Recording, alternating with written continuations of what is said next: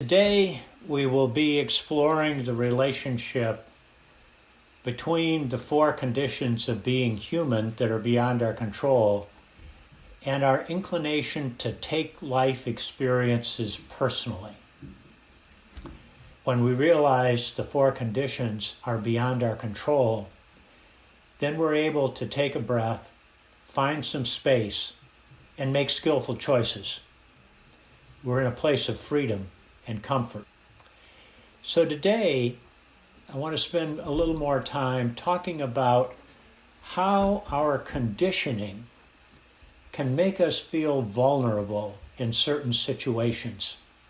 And when we feel vulnerable, we're more inclined to take things personally. I remember many times being in a meeting with people, and there were maybe 7, 8, 9 people in the room, and somebody said something that was unskillful, maybe rather inappropriate, but not awful. And most everybody ignored it or just moved on. But one person did have a very strong reaction to it. Maybe it was me on one occasion, maybe it was somebody else. But all of that links to conditioning and feeling vulnerable. When we take things personally, we're making the hard things in life even harder because we're escalating our reactivity. So today I'd like to share some slides with you that I've prepared for this conversation with the VCU palliative care people on the subject of resilience. So we'll do a little screen share here.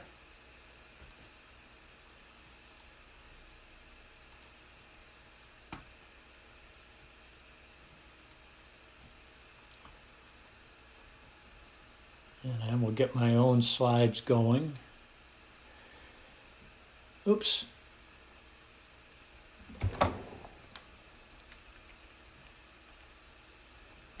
So this is the first slide.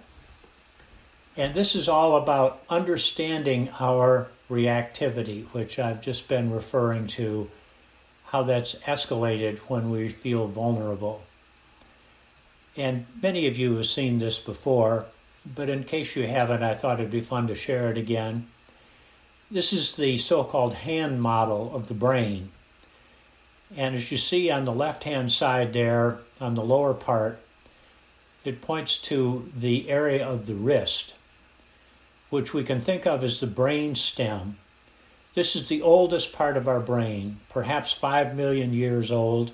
It's called the primitive brain, and its sole job is to search for danger.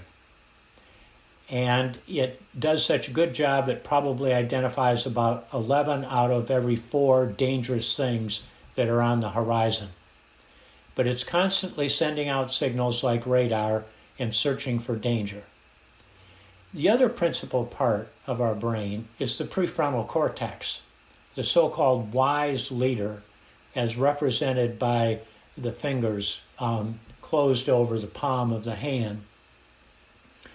And the prefrontal cortex is the part of the brain where our thinking, our cognitive processing occurs, where our capacity to connect with life, with each other, with ourselves, also is supported. And then finally, the executive function, the part of the brain that pulls together all of the different things that are happening and makes sense out of them, helps us figure out how to navigate life. When we experience a threat to our well-being, and the brainstem, the primitive brain, finds that threat, it sends a signal to the amygdala, which is here represented by the thumb, and the amygdala responds by dilating our pupils, escalating our heart rates, shortening our breath, and tensing our muscles. And all of that causes the big emotions of anger, fear, and anxiety to show up.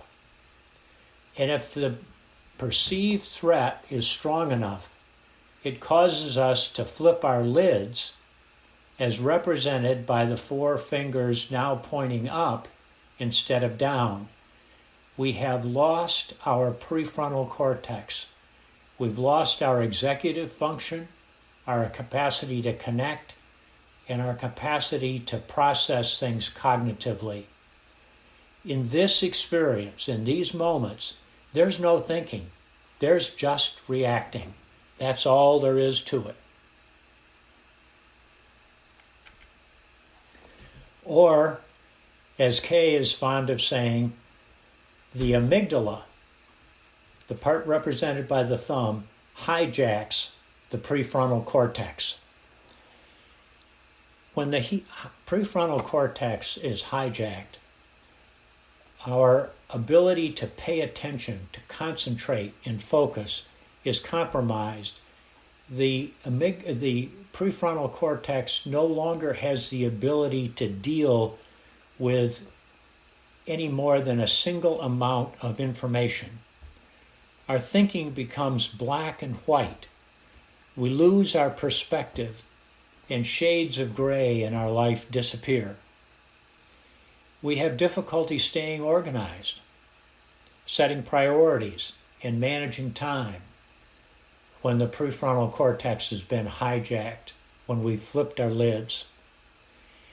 And there is this underlying feeling of a constant low level of panic and guilt. And there's been a lot of research done to show just what the impact, how these impacts occur, and how adversely affected we are when this happens.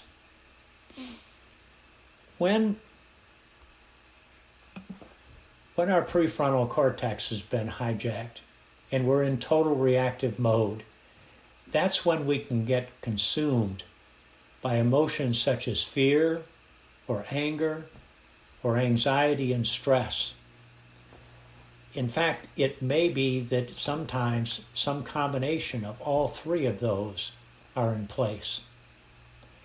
Anxiety and stress particularly occur in these situations because they're the result of our perceiving a situation that demands something from us, and we don't feel as if we have what it takes to deal with that situation.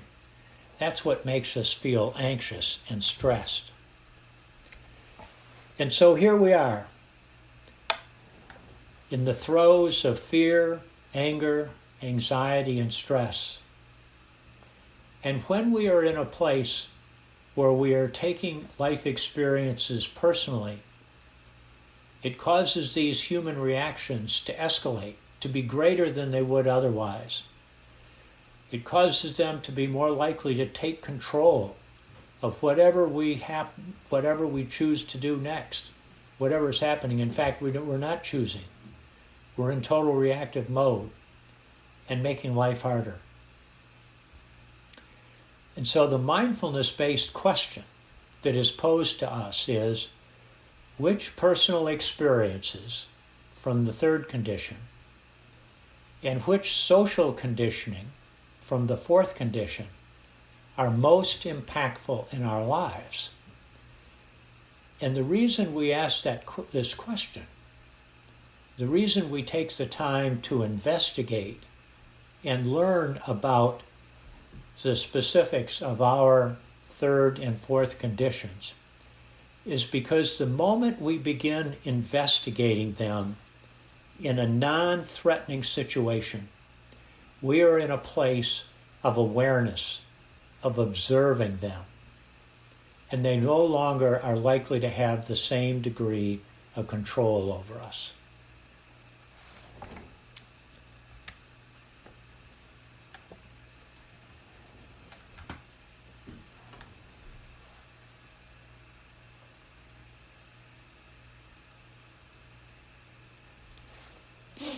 So let's do a little practice now in which we'll take a few moments to get a little better understanding of which conditions are most impactful in our lives.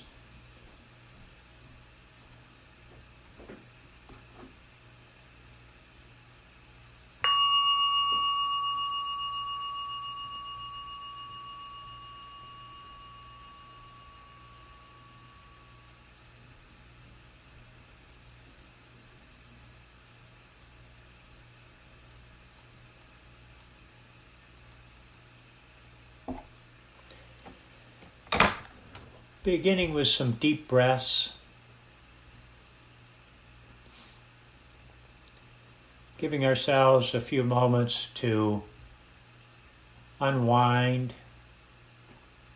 settle in. And as we fill our lungs all the way to the shoulders on the in-breath, and hold that breath for a moment, we can follow it with a long, slow out-breath,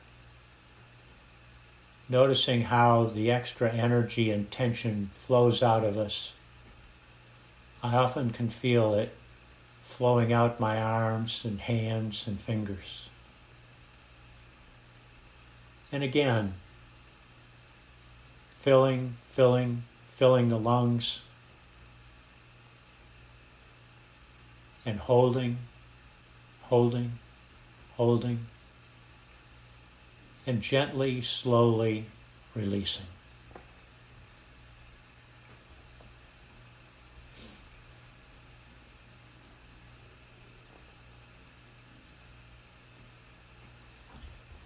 And as we're settling in, allowing ourselves to soften.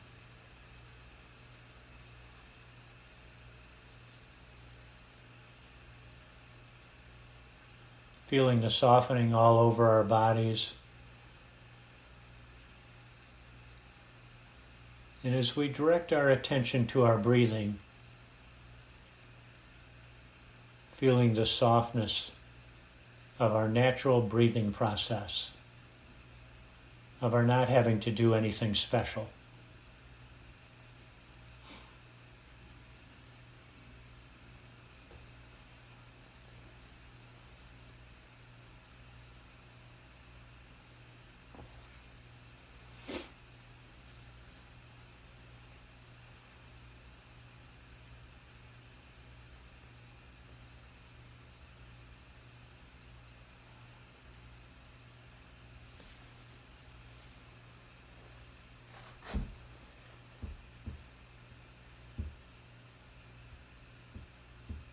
And now taking a few moments to recall which life experiences, not the really big ones, but the things that happen, not every day, but from time to time, which life experiences do you tend to take most personally?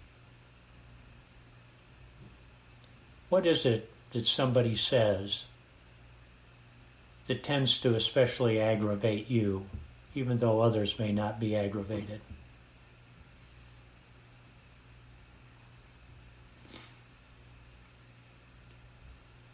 What things do you read about in the paper or hear about on television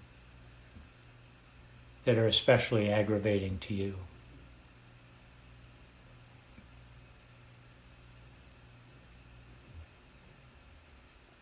Just being aware of these life experiences that you take personally, that are especially upsetting.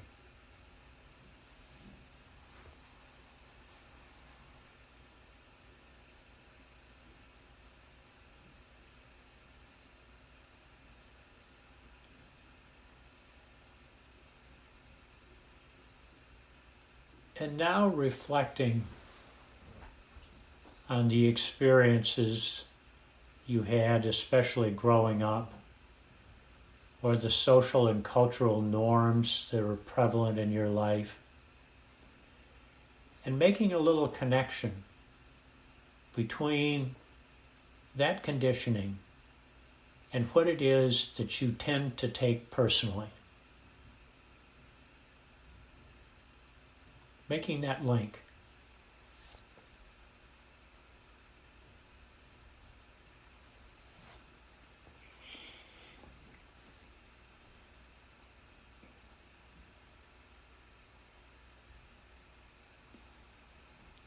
And seeing if you can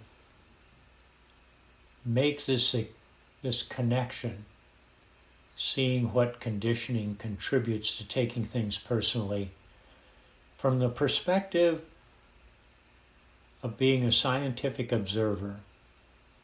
You're just collecting data, information here about your own life. No judging required, no reactivity required. We're merely observers. We're learning. We're in learning mode.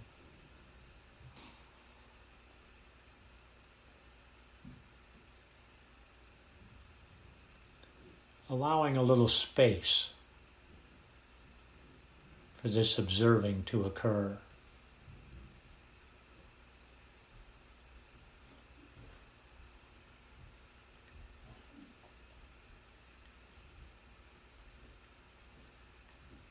And recalling how this conditioning is beyond your control.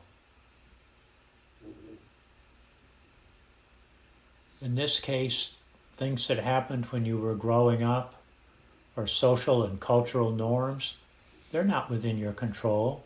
They never were. They aren't even today.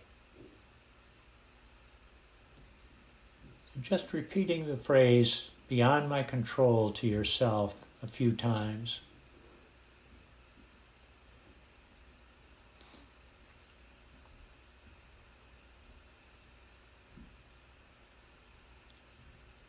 And in this moment, see if there's even an ounce of forgiveness for yourself, for your reactivity, for taking things personally that have resulted from events that were beyond your control.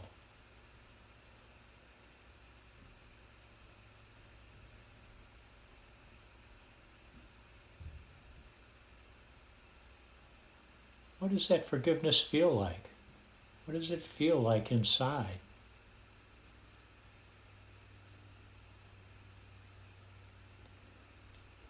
Even if there's only the slightest glimpse of forgiveness, it matters. You now know what forgiveness feels like. You can find it again.